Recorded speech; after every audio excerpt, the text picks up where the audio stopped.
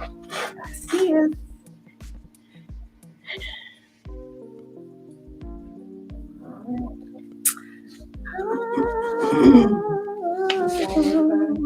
Yes, I am.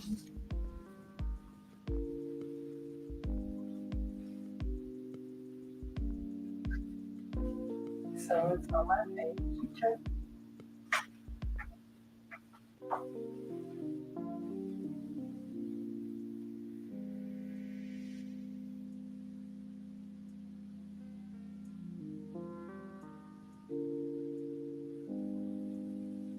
She got the light. She said she loved it.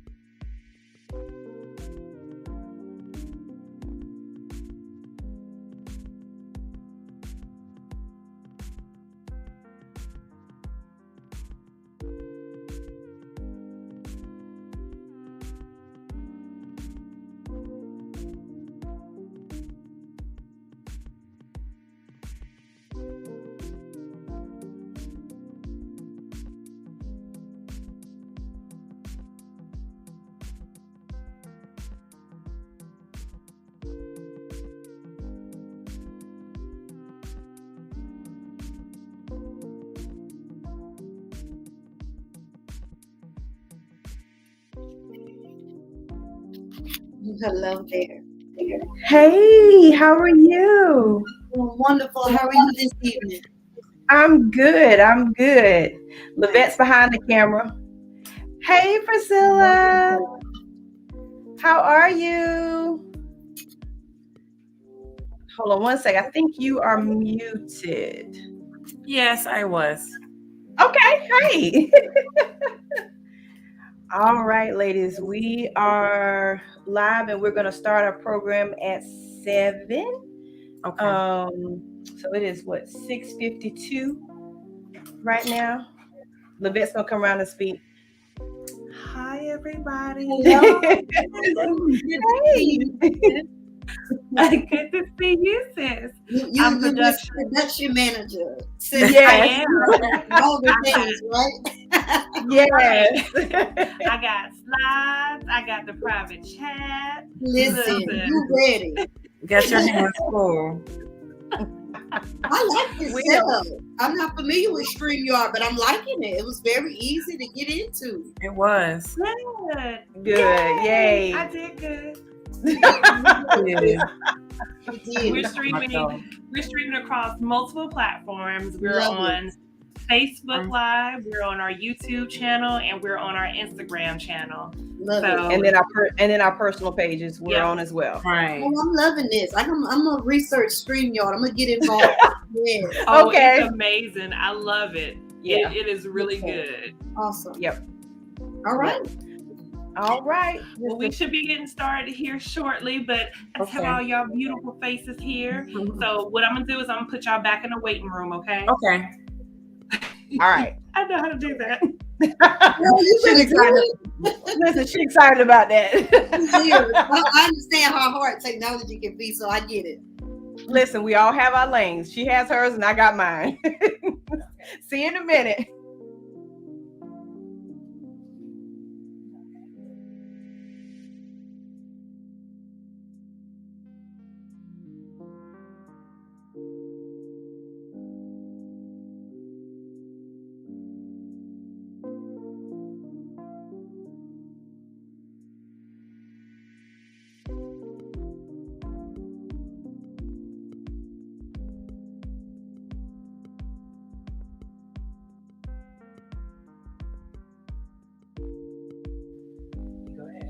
Hey everybody, it's Monday. It is 6:54. So if you're tuning in just now, we're going to get the program started in about 6 minutes. 5 minutes? 6 minutes. So we're just waiting for 7 o'clock on the dot to get started. So grab your drink, grab a pen, grab a pad, and we hope we can provide some great information for you this evening. And we can't wait to share. Okay? Talk to you in just a few minutes.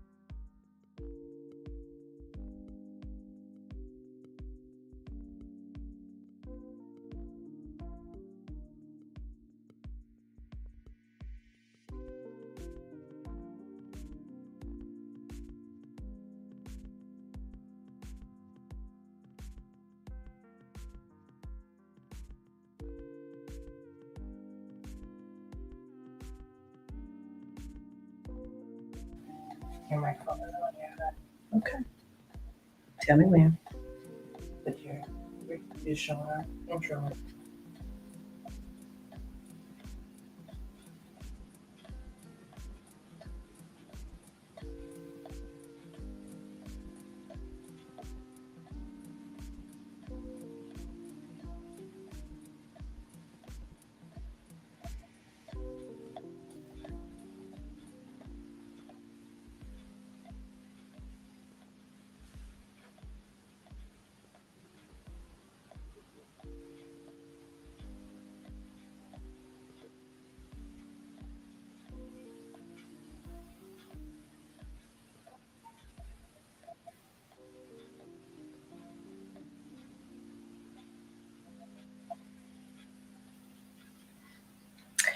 Good evening, everyone. Good evening and welcome. My name is Lisa Coaxum, co-owner of Pain to Triumph, and your hostess for this evening's Mental Health Cancer Awareness Talk. Before we begin our talk, we want to open up with a poem of affirmation. The name of the poem is called Quitting is Not an Option. Quitting is not an option. You don't lie down. You don't take it lightly. You cry while you move, and you move while you cry. Quitting is not an option. You may feel tired and even weak at times, but celebrate the small victories that you see. Give thanks for the blessings seen and unseen. Give thanks for today, yesterday, and tomorrow, because quitting is not an option. And even when you feel you have nothing left to give, just remember, quitting is not an option.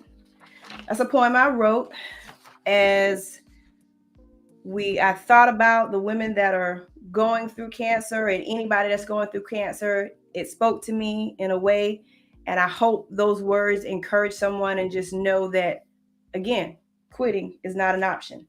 Again, my name is Lisa Coaxum. I am co-owner of Pain to Triumph, along with my sister, Lavette Morris, who is also co-owner of Pain to Triumph. And we'd like to welcome you to our talk. To tell you a little bit about ourselves, we started our organization in 2020. We started it after our mother passed away from breast cancer, October 17th, 2019. Our organization, Pain to Triumph, gives back to the community in many different ways. We raise money to donate to people who are going through treatment as a way to help lift a small burden. That may be in the form of a co-payment for a doctor's appointment or groceries or small bills while currently undergoing treatment. In addition, our goal and hope is to give assistance to breast cancer organizations that are consistently looking for a cure for this disease. And as like I said, we started our organization as primarily as a way of healing. We had looked and turned to several women who were going through cancer and asked them to help tell their testimony, give their testimony and tell their story. And they were more than willing to. And this is where God has landed us. And we hope that tonight's conversation will help someone. If it doesn't help you, you can help a friend and so on and so forth. So tonight, we want to bring in two beautiful guests who are going to help us navigate through this conversation. Our first guest is Dr. Victoria Cedric, who is going to be our subject matter expert. She is a licensed professional counselor and owner of Key Counseling, Coaching, and Consulting, a private counseling practice in Columbia, South Carolina, specializing in women's mental health, trauma therapy, and faith-based counseling. She has 18 years of experience working as a counselor and mental health professional in schools, clinical, and community settings. Dr. Cedric is licensed in South Carolina and Georgia and has certifications as a national certified counselor, clinical trauma professional, and is trained in EMDR therapy. She is most passionate about working with women of color to help them achieve healing from childhood trauma, toxic relationships, and racial trauma experienced in the workplace. Aside from running her counseling practice, Dr. Cedric is also an adjunct professor at, forgive me for pronouncing this wrong, Lenoir University, where she teaches graduate students in the clinical mental health counseling program. Welcome, Dr. Cedric. It is so nice to have you this evening. Thank you so much, Alicia, for having me. And thank you to Lavette also, who I know is behind the scenes working everything. Thank you guys for the invitation to come on. And I'm delighted to speak to you and your guests tonight. Thank you. Also, we're going to bring on a beautiful guest, Miss Priscilla Ford, who is a breast cancer survivor. She is a 45-year-old from Savannah who has one son graduating from high school this year. Woohoo! Yay! She is the youngest of 13 children, and she is the only one of her siblings who was diagnosed with cancer. She is a dispatcher from Hallberg Services. Hi, Priscilla. Hello, how are you guys? Good. Thank you for joining us this evening. No problem. Thanks for having me. Thank you. So we're going to go ahead and get started with our program. We're going to start with Dr. Cedric. Maybe you can help us with this. We know that counseling and talking about your diagnosis and how to navigate your feelings is difficult for anyone who is going through this. Can you go into and talk about the 5 stages of dealing with cancer with us? Absolutely. It's much like, and this is the exact stages of grief, really. Because if you think about it, you're getting a medical diagnosis. There's a grieving process that takes place where you are coming to terms with the loss of your health, the loss of maybe the capacity of your body to do things it used to do. And, so it is very much a grieving process. It is a loss when you get that diagnosis. This first stage is denial. And that is just what you think of when you think about denial. You're almost avoiding the thought of it. It's almost as if it's not real. You're in a state of shock, really. And you might even find yourself pretending, as if you didn't get that news. You didn't, have that appointment. And, other people are asking you about it. Other people are, want to check on you, make sure you're okay. And you're like, hey, I'm fine. I'm really big on visuals, and anybody knows the show Good Times. Back in the day, the show Good Times was a popular show. There was a moment when James Evans died, right? And Florida was in denial, right? She was like, I'm fine, don't ask me anything. I'm good. And all the kids were really concerned about her and how she was doing. She was putting up this strong front. And then we know that infamous moment where she finally, it hits her and she drops the dish and she says, the word. Damn. And I have to use a bit because I believe in visuals. That's a moment of denial when we are not, it just hadn't hit. It just hadn't sank in and everybody else knows it. They're checking on you and you're just like, no, I'm strong. I got this. It's okay. This is where the cape comes on, right? This is where we feel like, you know what? I'm gonna be all right. I'm gonna get this. And so, everyone has their breaking point, their moment. It may come later. And so that next stage is the anger. And that's where you saw Florida was like the damn is the anger, right? Right. And I'm no longer in denial. This is very real. And so then you get angry, right? And then, and rightfully so. Let me say that.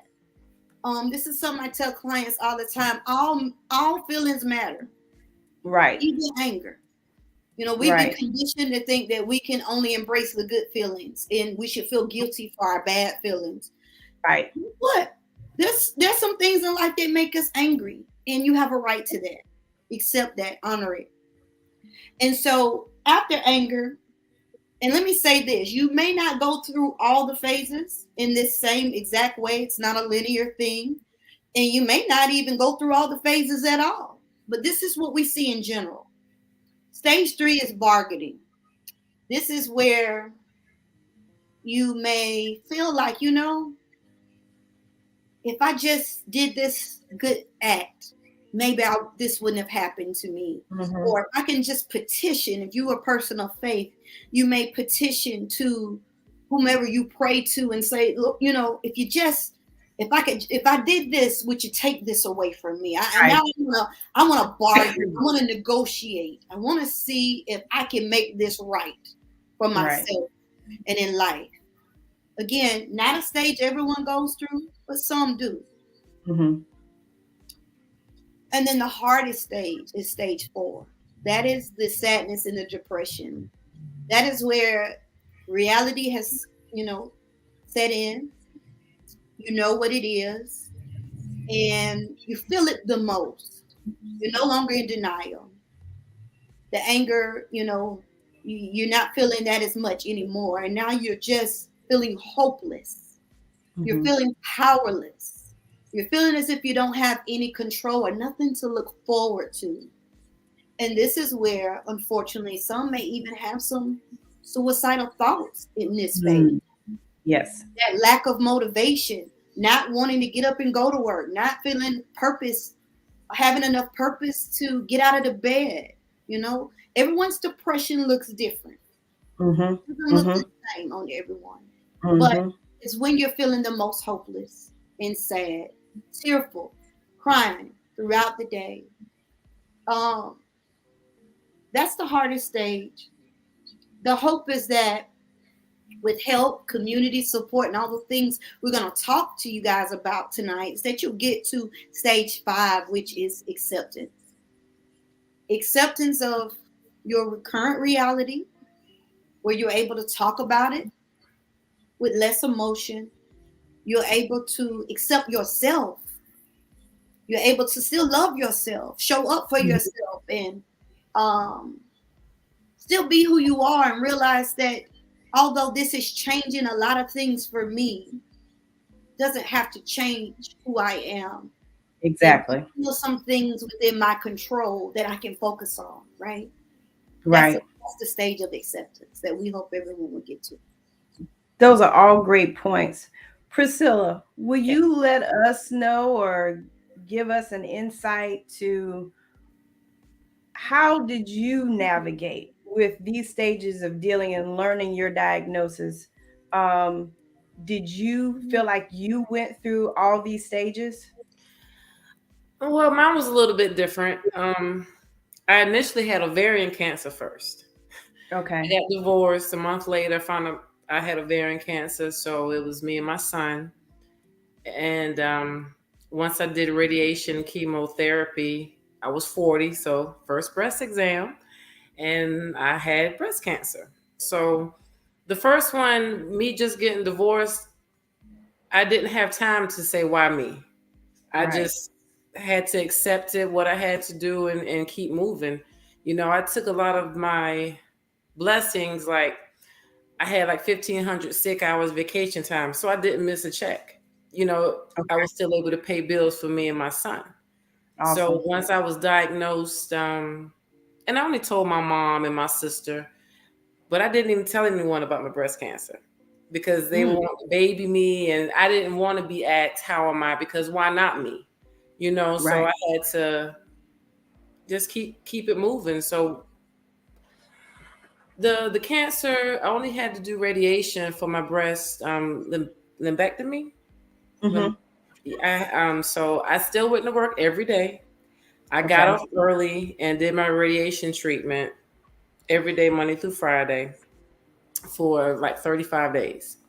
Mm-hmm. And I worked out every day after. Every day after treatment, I went to workout. Yeah, to the gym. Went to the park. I didn't really go inside the gym, but it made me feel better.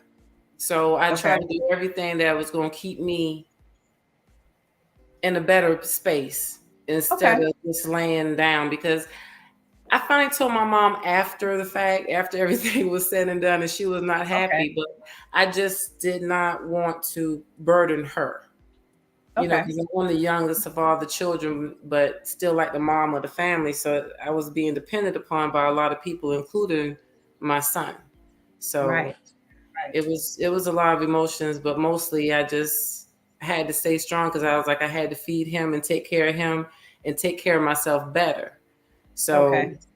once I found the diagnosis, I just did what the doctor said, and it wasn't as bad as it could have been. And that's how I try to look at it. Well, that is an absolute blessing. Because a lot of you, like many people, like our mom, when she had anal rectal cancer first. And a year to the date that we were celebrating, we thought she was in remission. Well, she was with that.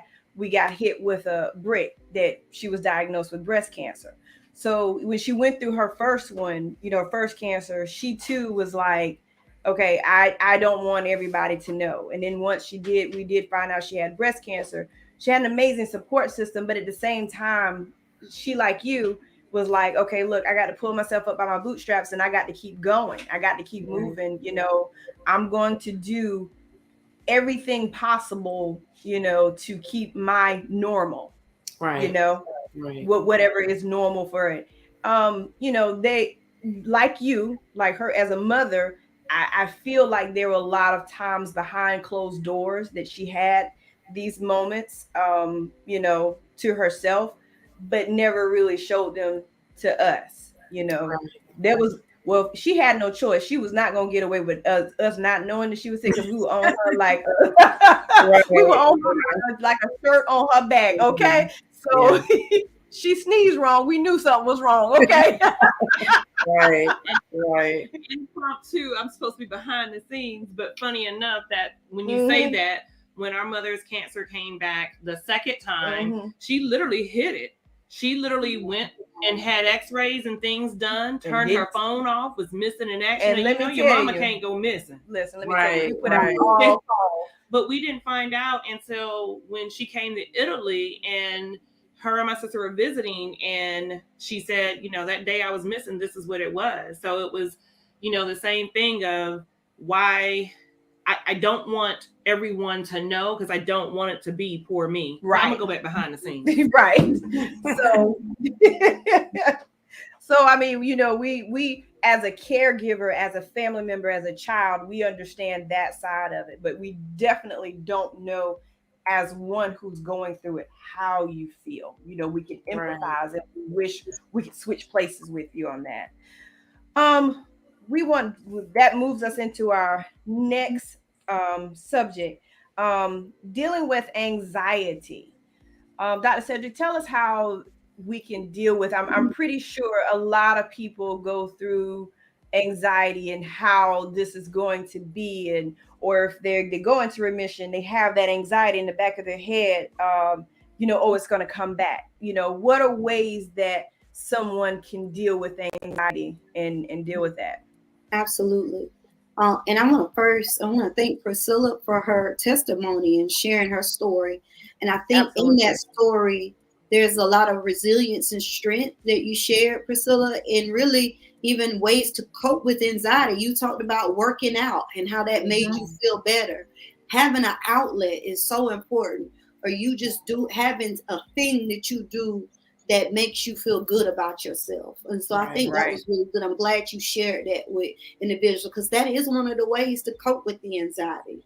And let's just normalize it. Let's normalize anxiety. Like, you know what? All feelings matter. This is my new thing. Like, I say, this is, all feeling, and even anxiety. It's there for a reason. Right. And so know that our bodies naturally become anxious when we perceive a threat, or something seems unsettling, or robs us of our security and sense of safety. Right? We're talking about a disease. You've gotten news that you're not healthy, or your body isn't doing what it needs to do, and that robs you of a sense of security that you may have formerly had prior to getting that diagnosis. So anxiety is to be expected. Again, it doesn't look the same on everyone. Your anxiety may not look like your next person's anxiety. For some, it may be avoidance, or not, maybe just not doing the things they used to do, not wanting to be around people. And so coping through that, what it looks like is first you acknowledging and owning the feeling. Okay. And accepting it. This is how I feel. And you got to be okay with it. One thing about feelings, they come and they go. Nothing lasts forever. So when you have those moments of anxiety, it's good to just acknowledge it and accept that this is what you're feeling right now. Right. A good thing to do with coping is talking through those anxieties. Now, for some reasons you guys just explained, there's nothing like a mother's love. Even in getting some bad news, a mom wants to protect her children and other people from knowing. And so they may not talk to family members, but the hope is that they talk to someone, that they have a support system in place to sort of air out those anxieties. Doesn't necessarily have to be a professional counselor, although that is very, very helpful. It could be a friend.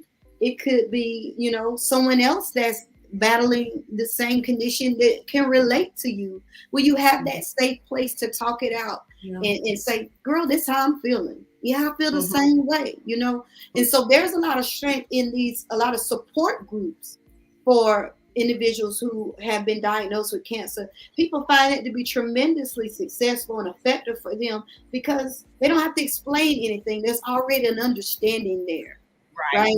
And there's that sense of community. And this person is going through the exact same thing that I'm going through. They're feeling all the feelings. I don't have to explain it. I don't have to feel like I'm being a burden to them. Like, we in this together. So there's a lot of strength in that.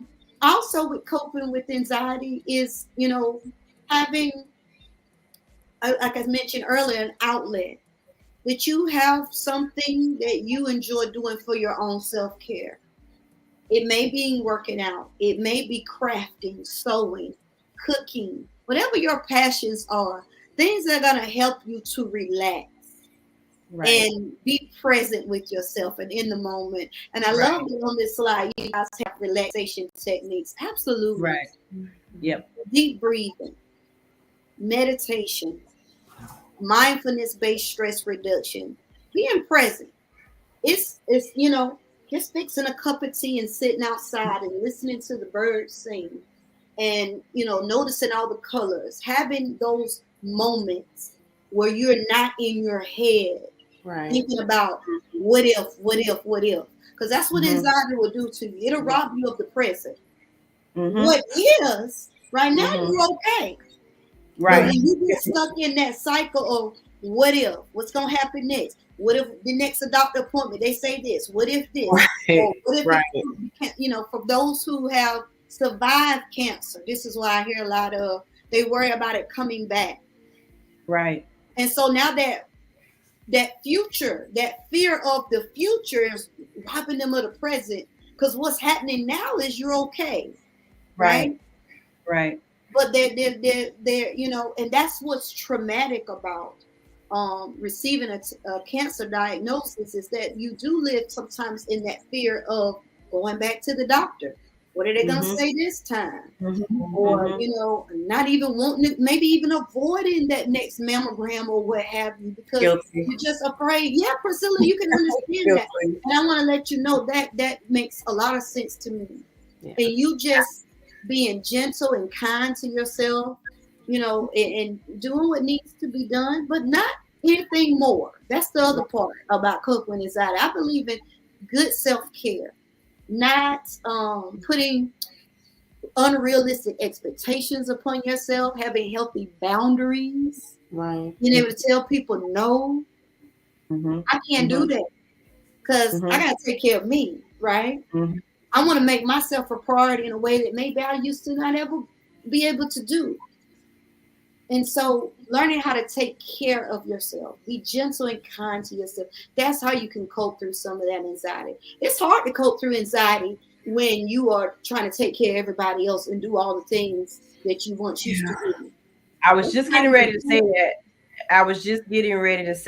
Because it's it's I don't want to say it's selfish of other people, but I feel like a lot of times, and particularly as women, we feel like we carry the weight of the world on our shoulders, and that if we are seen as being weak, and if we get sick, whether it be cancer or not cancer, or we're just dealing with whatever emotion it is that we're dealing with, we're just like, oh my goodness, you can't, oh, what's wrong with you? And it's like, okay, let's let us allow us to be able to have that moment. And I think that sometimes that we as family members and friends don't allow an individual to go through the emotion. We're there as support. We're there as support, and our job is to champion, because we don't want to be a Debbie Downer.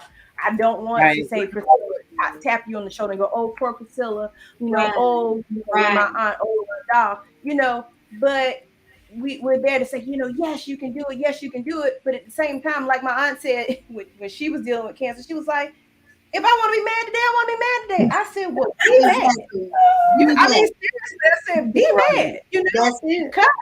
Right. I was like, cuss. She was like, my sister always calling me and saying, oh, she was being that positive spirit. But in that moment, my aunt was just like, please just let me be.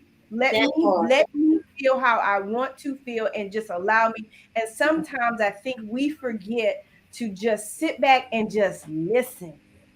Yeah. Listening is a huge key. At least I feel like that. Sometimes you just want to pick up the phone and just cry on the other end. Mm-hmm. Okay, I'm just gonna sit here and let you cry. Right. And then when you finish getting through that, then we'll talk about whatever it is you want to talk about. Exactly. Two major things about self-care, and I see someone commenting self-care is a major priority. Absolutely. Exactly. Giving yourself permission to feel is top. Yeah. All feelings matter. I say it all the time. I'm gonna keep saying it. And then the second thing I would say is giving yourself grace. Mm-hmm. You don't have to do and be everything to everyone. And you don't have to show up in all the ways that you normally would. Give yourself some grace. And so, we're really good at giving other people grace, but we don't want to give it to ourselves. You're so hard. Right.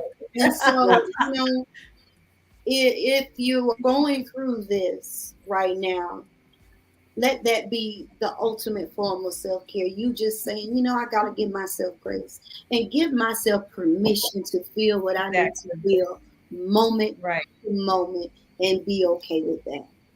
Right. Yeah. So that leads us into our next segue. Tips to maintain. We've already hit on this, but tips to maintain or improve emotional well-being for cancer patients and caregivers. We've got 7 tips, but can you go over that? You've already hit on many of it already. Yes. Talking to someone who's not a family member. I like to emphasize it doesn't have to be family. Because again, for various reasons, you may not want. Because family is biased and family has their own feelings about it. As you guys have already alluded to, family, they have their own emotions tied to this. And so, talking to that neutral person, and this is where people value talking to a therapist. This is a neutral person that doesn't have any bias, doesn't have any judgment, have no emotional ties to your situation, but they're able to sit and give you that safe space that you need to say what you need to say, how you need to say it. Can I interrupt one quick? Do we feel like that going to therapy is a stigma? Mm-hmm. We do. Okay, and do we know why that is? Sure. Good question. There is still a stigma. I'll be honest with you. I think that since this pandemic, there's been a shift, a major shift. Even, just me as a mental health therapist in private practice, I've seen more women of color reaching out and seeking therapy than ever before. And, the pandemic created, obviously, it's a health crisis, but this is a mental health crisis. And I think more than ever, more people have started reaching out for help. And that sort of helps things. And when you Mhm. see, we just this topic alone, us sitting here and talking about this is normalizing Mhm. seeking help and Mhm. talking about mental health. And there are Right. so many other individuals in their using their platforms to sort of elevate conversations around mental health. And I think that's helpful in our community, especially because, and I'm speaking for, people of color, you know, it's, you may not have been brought up where emotions were normalized, talking about things. I'm gonna be honest. Let me speak for myself here. It was, I know I grew up in the culture of sweep it under the rug, keep it moving, don't say nothing. And Right. in Right. this house, stays in this house, and don't tell folks your Right. business, right? Right. From that school and that sort of mentality. And so that is what you've been conditioned to believe, that it may be hard for you to reach out for help. Not to mention, even, and I'm speaking again for myself, growing up in a very faith-based oriented family Mhm. background. My grandfather was a minister. It's like, you better pray that thing off. You better go to That's church, and you that better was have. the Like, we are really, that was it. Yeah. that's Yeah. it. Like you gotta have some faith. And Yeah. for me, growing up in that environment, the first time I went to counseling wasn't until I was in graduate school, getting a degree in counseling. Right. Well, I said, you know what, I gotta do something different here. I want to break this cycle Mhm. and let this be okay. And but Okay. was funny enough, I didn't even share it with anybody that I was going to talk to a therapist because of the shame. I was Right. ashamed. I didn't want anybody to know that I'm going to Right. a therapist because I was dealing with anxiety.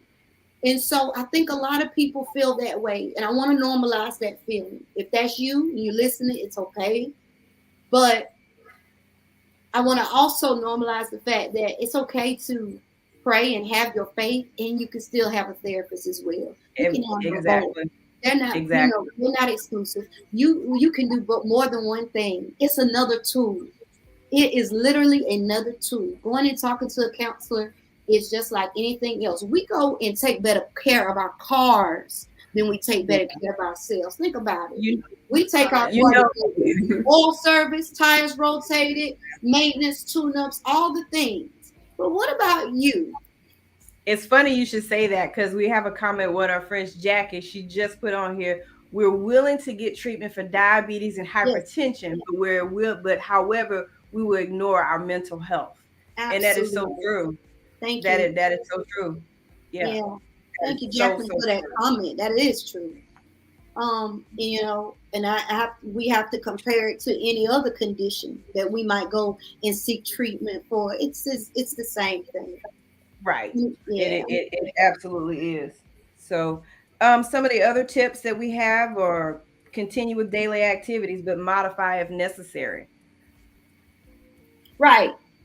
So keeping a routine is important. Whatever your routine is, because we get comfort in routines, right? Right. We like to have some structure in our day, and we like to feel like we have some control over things. We know what's going to happen next. And one thing about getting a cancer diagnosis or any other medical diagnosis, it throws you off your game. You feel like you don't have control. So when we can focus on the things that we can control, that makes us feel a lot better. So your routine, activities that you do for enjoyment, things you do with your family, traditions, things of the like. Just staying engaged, staying open and active. But there are going to be days you may not feel that way. Not just mentally, but physically, you might not feel like you're able to do it. And guess what? That's where that word grace comes in. And you got to give yourself grace. That there may be days you may not be feeling up to it, and that's okay.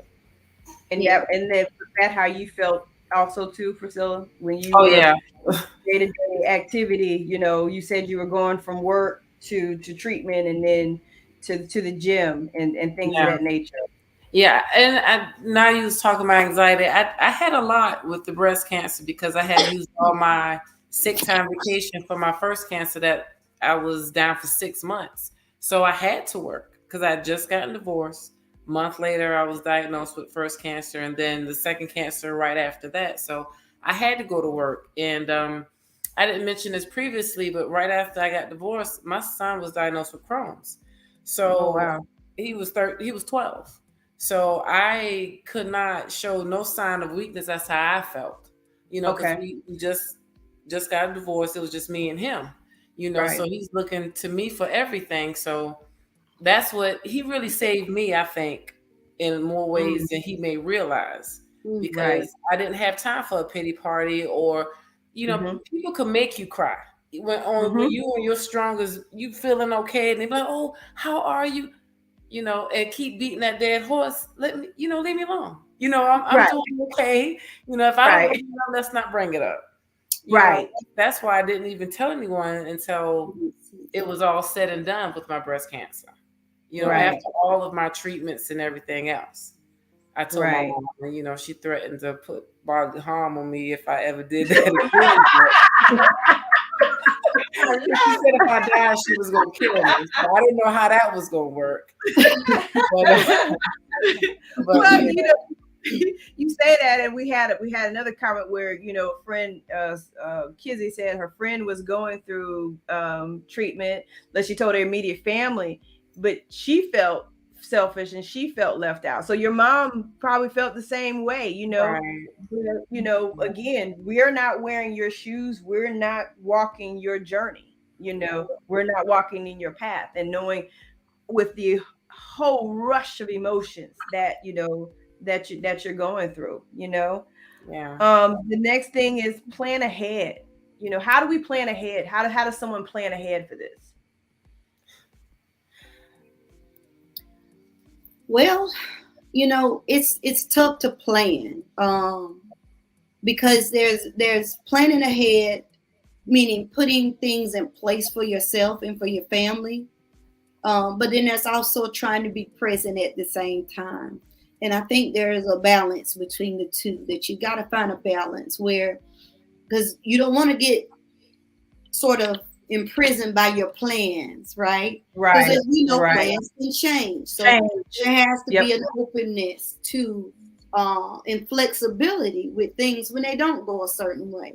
But Right. the plans in getting your household organized and things in place, it does help. And I can only imagine, someone getting a cancer diagnosis, you've got all these medical appointments, and then you've got to now navigate those appointments around your kids' school schedule and other things you got to do for work. As Priscilla mentioned, you had your hands full, sis, by the way. Right. You had Yes. your appointments, his appointments. So there's that planning piece is to help minimize some stress and anxiety later on. But then there's also the need to have some flexibility, knowing that things may not always go according to plan, and that's where the grace comes in. Oh yeah, most Right. definitely. Yeah. I mean, if I can add this, I had a job offer, and I changed jobs after 15 years. And when I got in, my insurance wasn't up to par at this new place. It paid a lot more money, but I had to leave because, God forbid, if it came back, I would be stressed out as to how I'm going to pay for these bills because the insurance wasn't that good. So I had to leave and go back because I felt it was better planning on my part. I'll take the less money because, God forbid, if something happened, they wanted $1,000 for a mammogram. I'm like, what? Right. I had to go back to what I knew was going to take care of me, which was a lesser paying job. Understood. Yeah. So that was your plan. Yeah. That was your planning. Like you said, that thing we all know every day changes. What we want and what's really gonna happen are two totally different things. Right. And we do our best. Now I know you said, Priscilla, you didn't tell anybody, but what support did you have? Because that's our next tip. Find support that works for you. What support did you have? I have a few good friends that I can talk to, and I have one friend. He's a holistic doctor. His name is Ferrante Frazier, that helped me, not get so medicated, because it's amazing. They want to give me, because I had 2 cancers, they want to give me medicine to prevent other cancers. I'm like, hold up, that it just didn't even make too much sense, and I just didn't want to keep. It's nothing wrong with listening to the doctor, but sometimes you have to listen to your body and yourself at the same time. And I'm not really wanting to pump more drugs in my body just because you think it might help me not get another form of cancer. I felt like a pincushion, like he was just testing the water. So he was able to help me get a better diet, to make myself feel better and consistently feel better, because they actually told me to stop eating meat. And I was like, what? So, but I actually did. I stuck to vegetables and fruit for the longest, and then I started just seafood, vegetables, and Okay. fruit. And yeah, he's been a real good help, support system in helping me stay on that track. Well, that is awesome. And that's a great segue into for Dr. Cedric to say that balance, that in-person and online support. So she had that support from her holistic friend, the doctor, Right. who helped her balance, Yeah. with everyday and medical, and trying to function, because she had not just herself to deal with. You got your son's, health Right. issues to deal with as well. Right. And you can do it, completely drugged the whole time. Right. You know, Yeah. you know. And make it easy for yourself wherever the support is, and wherever it finds you, gravitate towards that. I think, and even with, when I think of online support, I think about a lot of even Facebook groups can be supportive. You know what I mean? People you don't know, have no ties or attachment to, but yet some people find comfort in that. And so, everyone's definition of support may be different, and it may look a different way, and that's okay too. But wherever it finds you and it feels safe, that's the most important part. It feels safe and non-judgmental, because that's what you Exactly. want in a support person. Someone that feels like I can share what I need to share with this individual. I know it stays with them. I feel safe in this space, and I'm not being judged for my decisions, regardless of what they are. Because you have a right to choose what you want for your body without someone saying you should be doing X, Y, Right. and Z. That's not what Exactly. support really is. So, Right. yeah, balancing that and finding what works for you is important. Right. And then the last two we have is tap into your community and reach out. Yeah. In community, you define it for yourself. What does that look like? Who makes up your village? You know, is it a support group? Maybe there's some people that find comfort in there. There are other people like, nope, I don't want to sit in a support group talking to folks doing, nope, I don't want nobody. And that's okay too. I've heard that from clients when I suggest, well, maybe about a support group. They're like, nah, I don't feel like talking with no strangers and getting them in my bed. Oh, that's okay. What this community look like? It may just look like you and one other person, and that's okay too. Right. But you Right. have, again, safe people, safe spaces. There's so few safe spaces in the world, So when you find one, use it and let it work for you. Let it be a place of solace and comfort to you. And reaching out, you know, being unafraid to ask for what you need. And I say this all the time to clients. Sometimes you don't have support because you haven't asked for it. We can walk around with tape on, looking like, we just, listen, I got this. And so people are going to offer to help you because they think, oh, well, she got it. Yeah. They don't know what you need unless you tell them or you ask It help. could be something small. And you'll Yep. be amazed at the ways people will show up for you. If you just say, would you mind babysitting my child for an hour? You might get that. Plus many more opportunities, so don't be afraid to ask for what you want. That's what I feel like reach out means. Reach out and ask for what you want and need from the people in your life. And that could be, you know what, y'all don't call me no more. And that could be it too. I don't need y'all blowing my phone up just because that's the first time. Like, That's a good one. About what you want and need. After 9 o'clock, don't hit me up. I'm in the bed and I need my rest. Like, let folks know what it is that you need to take care of you, and be unapologetic about it. That's what radical self-care is all about. Don't worry about hurting folks' feelings or feeling guilty about asking for what you want and need, because there's only one you. Right. And if you don't take care of you, who else will? Nobody. Right? Yeah. Well, you got people, but really and truly, it's about you taking care of you at the end of the day. Absolutely. You know, absolutely. Well, Dr. Cedric, Priscilla, before we end this, Dr. Cedric, can you give us some great websites or some resources that anyone who is listening can go to? You gave us some great ones, and I want you to touch on them, that anybody can reach out to and go to. Yes, And I did share them. check out. Absolutely. These are websites for anyone that's looking for a therapist, because I think I get that all the time. Well, how do I? And it's hard. I'm not gonna lie to you. Right now, we're still in this pandemic, so it's a mental health crisis. And so it is hard trying to find available therapists that don't have a waiting list and that sort of thing. But here are some directories where you can find a therapist if you're looking to talk with someone. Psychology Today is sort of a general site for anyone.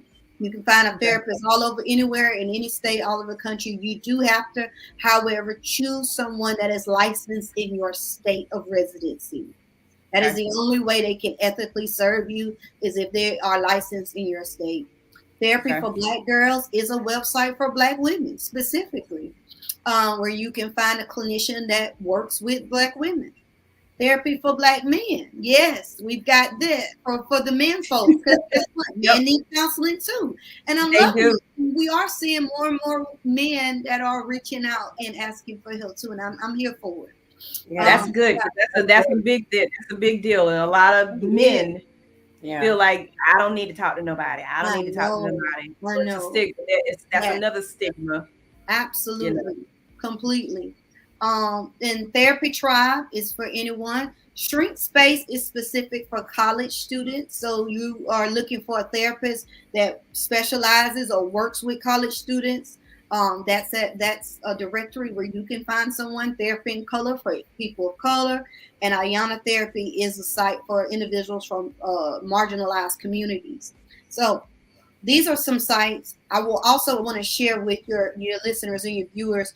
There are ways to, even aside from insurance, if you don't have, not everybody has insurance, ways to get therapy paid for. Look into your EAP, your employee assistance program, through your employer, and check with HR. Just ask, do we have an EAP? If that's something you're not sure of, ask about the EAP services, because most cases your employer is already paying for counseling services for you to take advantage of. So, and get those. They usually it's like 6 sessions per occurrence. So 6 sessions per issue you might be able to utilize. And so that's another way to look into getting counseling service. If you are a veteran and you receive VA benefits, the VA hospital, and I contract with the VA, my practice does, because I want to serve vets. And so you can even ask the VA they will pay for you to not just get a counselor at the VA, but you get a private therapist that you can go to, because sometimes people want to go outside of the VA and work with a community provider. So that's also an option for individuals that are vets. They have that option as well. And so if that could be a resource to anyone, please don't hesitate to reach out to me with any questions. I think you shared my contact information in the beginning, but I'm happy to serve. Levette is on StreamYard. Listen, Levette don't know it yet. I'm gonna be calling her when I get ready to do my podcast. When I get ready to get on here, and be like, how you make the words? I am there for you. I'll put together your whole. I'm telling you are on it tonight. But there's my contact information. If I can get anyone, don't hesitate to reach out. Honey, advice complete. I will get you all day long. We got the Dr. Scroll, CNN. Yep, at the bottom. I love it. Ladies and gentlemen, and all those that are viewing, we want to. Is there anybody, if Priscilla, would you like to share anything before we close this session out tonight? Not really. Only that if anyone's afraid to talk to folks, because I would not have done this. This is so not me. My girlfriend could tell you, my friends that I was telling you about Ferrante, but it's been so long ago, well, a few years ago, and I just got more comfortable with talking about it, not realizing that there's a lot of people like me that don't want to discuss it. Okay. And if I did have somebody to talk to other than holding it in, because it was just me and my son from the jump of the occurrence of my cancer, it probably would have went better for me. So if anyone is anxious about talking to someone, they shouldn't be, because it's hard to ask for help when you're not the one that asks for help. Yeah. And Got that's you. me. I'm Got real you. proud and think I could do everything on my own. So everybody needs help. Absolutely. Just Amen don't to be that. afraid. You have any closing remarks, Dr. Cedric? I don't. I just want to thank Priscilla for her courage to come on and speak. I think that's Absolutely. amazing, and it's gonna touch someone. What you just said, you said this Absolutely. isn't something you normally do, No. and it just it gives others permission to speak, and that's Right. what this is about. I asked Yep. you guys when we met a few days ago. I said, "What do you hope your audience takes away from our talk?" And you guys said that it's okay to talk about it, and I feel like we accomplished that tonight. That it is absolutely okay to talk about it. I'm trying to get to the side so Vic can get in. I just want to tell y'all, thank y'all so much. I'm so happy y'all like the production. Oh, it was Great. But thank you so much, you all, for just coming on here and sharing your story. Priscilla, we our souls touched, and we became sisters in a few weeks of working at the same place, never seen each other in person. But I just want to tell you, thank you so much for trusting us, trusting this platform, to just speak, your truth and just share a little bit of yourself and your journey, because we don't know who it will help, but we do know that it does help someone. Right. That we do know for sure.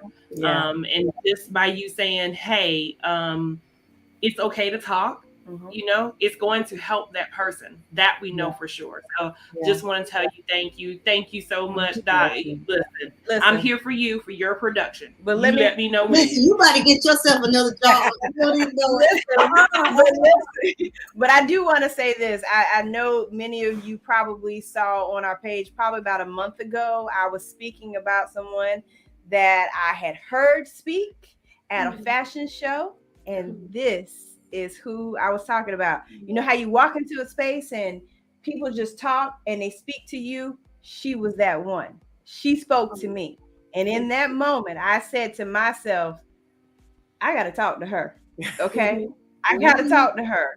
I got to talk to her for me, but I also have to talk to her for everyone, because I knew just you can tell when you somebody's spirit just speaks to you, and your spirit spoke to me, and I'm so glad that you agreed to do this with us. Absolutely. Priscilla, Dr. Cedric, you two ladies have been great. The information that you have provided for us has been phenomenal. And we pray that going forward, that, if we do it again, or if this is the last time we talk, but at least this conversation has been had, and it will help someone somewhere. Absolutely. Well, you guys let me know if there's anything else I can do for you. I'd be glad to come back in any capacity. And definitely let me know about the mimosas and the mammograms when you guys. We will. Yeah. Yes, Priscilla looking like what? Listen, Priscilla, they do mimosas with mammograms. Oh, I want to be there. I wouldn't have skipped mine if they had mimosas with it. I got your guest room ready. We got you ready. Well, we got you covered. Well, we're going to close out tonight. We don't want to keep anybody too long. We know everybody's got a busy week, busy lives, but we want to close this out this evening with a closing prayer, if that is okay with everybody. Almighty God, we started this meeting with you, and we are closing it with you.